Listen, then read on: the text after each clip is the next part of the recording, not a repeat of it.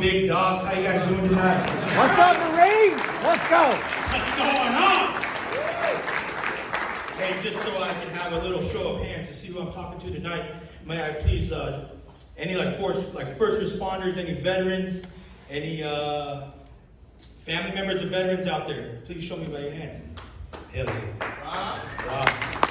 I just want to say from the bottom of my heart and acknowledge you for a second.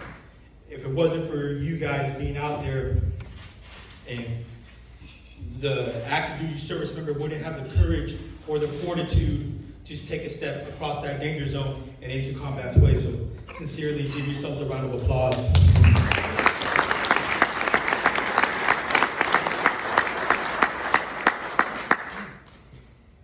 You know, I'm not going to sit here and waste your time on the ins and outs of how I lost my legs. You guys can watch an HBO documentary and fill in the blanks. But I do want you guys to know is that, one, I stepped on a bomb, and two, I saw my shadow from an aerial view.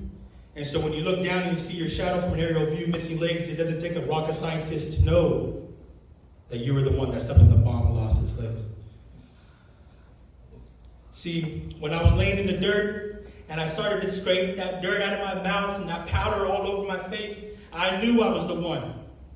I knew that I was sitting there and time was ticking. And at that moment, I knew my warring days, my sitting there warring days were over. And that my battlefield would leave from Afghanistan and transition into the greatest Coliseum ever created, ever orchestrated. And that battlefield was between my ears. You see, when you lose your legs, you have to understand that there's turbulence, that it's rocky, and that it's not fair, and that it downright sucks. And to be honest with you, when the waves of anxiety and depression and anger, and you're sitting there, and you're like, man, all I want to do is walk. All I want to do is stand up. And you sit there and you understand that the storm is here. It's no longer out there. It's within me. And you have to understand that when you're sitting there, and it's not so much about keeping the storm at bay. It's how I build shelter when the storm comes. What do I fall back to? What do I put in place in the defensive positions to keep it at bay, to keep the waves of emotions from being so ambiguous that it's coming through the floorboards, it's coming out of the ceiling. And sometimes, to be honest with you, it's in between me and my wife in bed.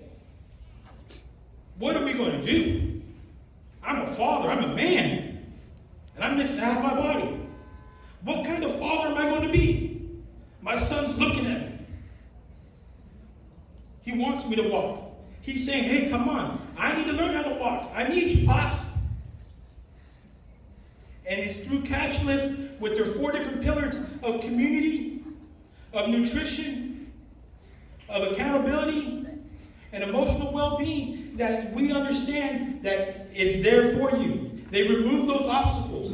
And it's through those fitnesses, and it's through trying to get that weight off your chest, and you're ironing out things.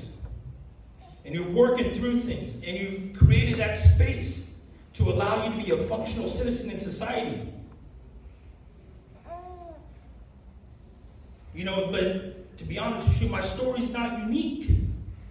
There's thousands of Cal veterans out there waiting for their chance to feel this true liberty, true freedom within their own skin. And that's what Catch Lift does for me, and that's what it does for all my friends. The sense of community that I can go to, and I can look at another veteran in the eye, and I know the struggle with him because I've done it before, and he's killing it, or she's killing it. It's just phenomenal to understand that I can do something. I have that hope because old Bobby over here with no legs is doing it. So, without further ado, you see those QR codes at the bottom of your tables? Please smash those with some donations. So you can allow somebody else to feel what I feel, this level of gratitude and this level of hope that I think that isn't in the brochures that you get. But with all your donations, I sincerely appreciate it. And if it wasn't for you guys, there's no way I'd be able to feel what I feel. So from the bottom of my heart, from my family's bottom of their hearts, thank you.